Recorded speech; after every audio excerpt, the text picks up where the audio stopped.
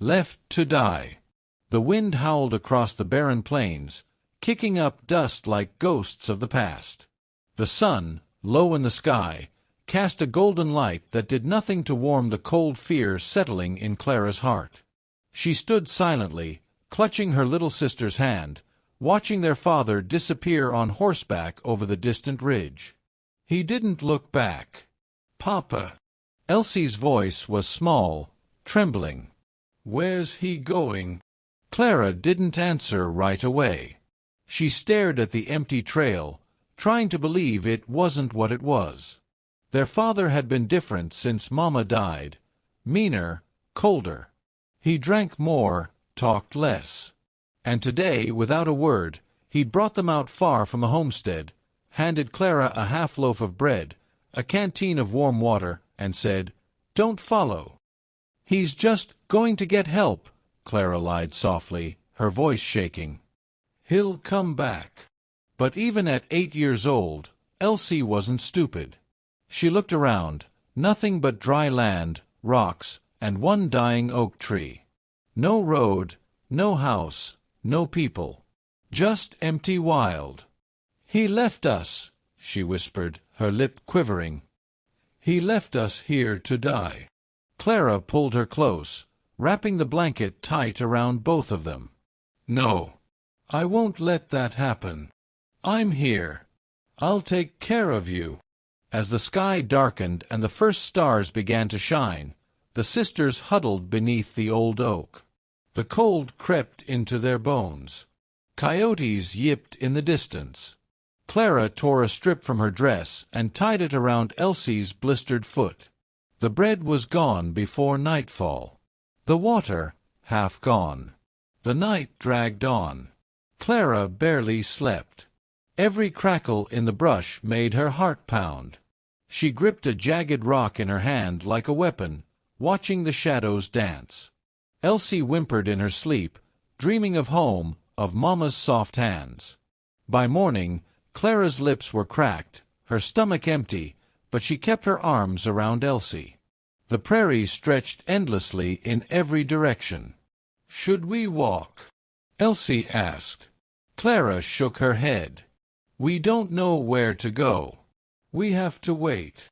For 2 days, they waited. No one came. On the third day, Clara could barely stand. She lifted her head when she heard it. Hoofbeats, fast and steady. Fear surged first. Was it Papa again? Or someone worse? Then she saw them, dark figures on horseback, feathers and paint, long black braids catching the wind. Comanche! Clara pushed Elsie behind her, her dry throat catching a scream. The riders circled, speaking in a language she didn't know. One dismounted, a tall man with sharp eyes and a deep scar down one cheek. He knelt beside them. His gaze moved from Clara's defiant stare to Elsie's shaking form. "White child," he said in rough English. "You are dying." Clara swallowed hard, then nodded. The warrior looked at the others, then back at Clara. He reached out and gently pulled her forward. "Come," he said. "You will not die today." Clara looked at Elsie, then at the Comanche man again. They had no reason to trust him, but they had no other choice. Clara took his hand, and just like that, everything began to change. The Comanche camp. Clara had never ridden a horse before, let alone clung to the back of a Comanche warrior galloping across the plains. Every bounce sent a shock through her aching body, but she didn't cry. Elsie, riding with a younger warrior just ahead, clung tightly, her face pale and streaked with tears.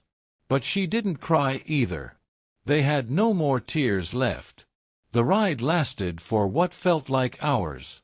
Clara's arms were numb, her legs sore, but the wind in her face and the scent of smoke growing on the breeze meant they were going somewhere. Somewhere different. Somewhere not empty. When the riders finally slowed, Clara squinted into the setting sun and saw it. A Comanche camp nestled in a wide valley, teepees spread in a great circle, smoke curling into the sky, dogs barking and children running barefoot. It was a different world. As they entered the camp, people turned to stare. The riders dismounted, and the girls were helped down gently. Clara's legs gave out beneath her, but the scar-faced warrior, Tacoba, they would later learn, caught her before she fell. A woman came forward, wrapped in deerskin and beads. Her eyes were sharp but kind. She knelt beside the girls, murmuring in Comanche, and laid cool hands on their foreheads. "They're sick," she said in broken English. "Cold. Hungry." Tacoba nodded. "Waya, you take them." Waya, the woman, nodded. She led the girls to her teepee. Clara hesitated only a moment before following, dragging Elsie with her. Inside, it was dim but warm.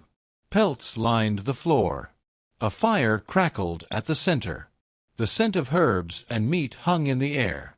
Waya gave them broth, hot and salty, and wrapped them in soft hides. Clara drank it down, her stomach aching with relief. Elsie curled up beside her, already asleep. "You are safe," Waya said. "No one harm you here." Clara nodded, unsure if she believed it, but too tired to care. Days passed. The girls regained their strength. Waya stayed close, teaching them small words in Comanche. She braided their hair, rubbed salve into their cracked hands, and made them moccasins to protect their feet. Elsie warmed to her quickly, giggling at her gentle teasing. Clara was slower to trust. But she watched. She saw the way the Comanche treated each other, with respect, laughter, discipline. They lived close to the land, hunted wild game, sang at night.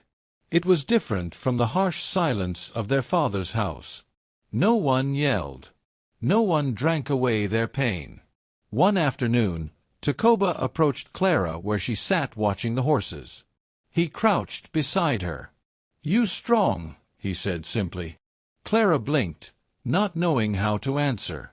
"You protect little one, even when you had nothing. That is strength." She nodded slowly. "I had to." Tacoba smiled faintly. "Now we help you." From that day, Clara began learning. She helped Waya grind herbs, fetched water, even watched the boys practice riding and archery. The Comanche children were curious about the pale-skinned sisters, and slowly, cautiously, friendships began. Elsie laughed more often. She ran with the other girls, her old shyness melting under the wide Texas sun. And Clara felt something she hadn't known in a long time. She felt safe. But one night, sitting beside the fire while the tribes sang old songs beneath the stars, Clara looked out into the darkness beyond the firelight, and remembered. Her father was still out there, and he might come looking. The return and the choice. Summer deepened across the plains, painting the grass gold and setting the sky ablaze each evening. By now, Clara and Elsie no longer looked like lost settlers. Their skin had darkened from the sun, their braids were neat, and their clothes were soft deerskin stitched by loving hands. They belonged. At least, that's how it felt. Clara had grown stronger. She could ride a pony bareback, shoot a bow, and track animals alongside Waya's sons. Elsie sang songs in Comanche and helped the medicine woman grind herbs. The pain of the past hadn't vanished, but here in the valley it had softened. Then one day, a rider brought news. White men had come close to Comanche land, settlers, traders, soldiers. The tribe gathered to listen, murmurs rising. And among the talk, Clara heard it. A man looking for two lost girls. Blonde hair. A cruel face. Her breath caught. Her heart pounded in her chest. It was him. Tacoba found Clara sharpening arrowheads outside Waya's lodge. "He comes," he said simply. Clara nodded. "Why now?" Tacoba studied her. "Word travels. Some say Comanche took white girls. He thinks we hold you captive." Clara gave a bitter laugh. "He didn't care when he left us to die. Why would he care now?" Tacoba's gaze was steady. Maybe he wants gold. Or to sell you. Clara clenched her fists. He doesn't get to have us back. Not after what he did. You decide, Takoba said quietly. You are not prisoner. But if you wish to leave, we cannot stop you. Leave. Go back to that broken life. With a man who treated them like burdens? That night, Clara sat beside the fire with Elsie. He's coming, she said softly. Elsie's eyes widened. Papa. Clara nodded. He might want to take us. Elsie pressed closer. I don't want to go.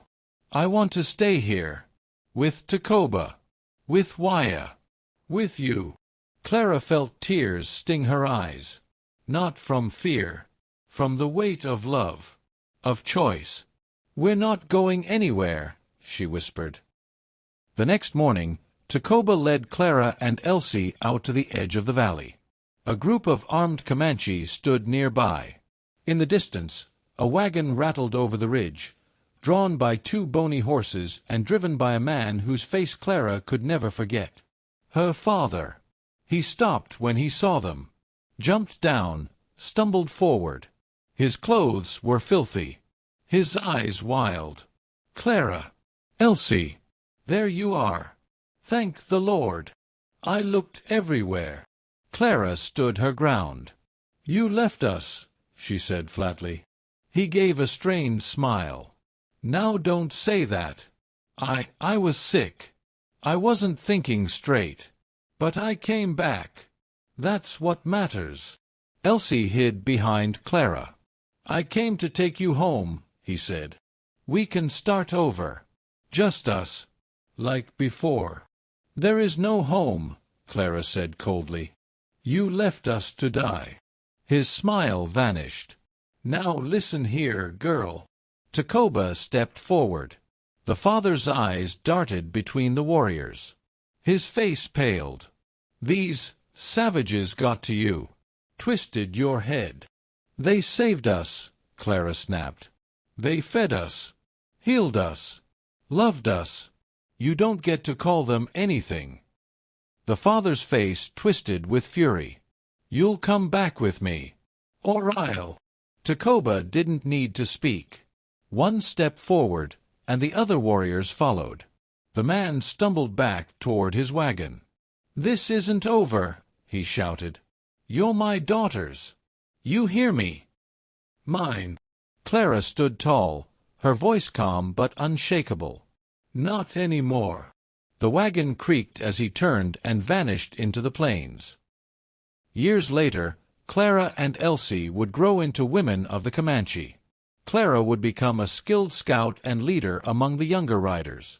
Elsie would become a healer like Waya, known for her soft hands and fierce heart.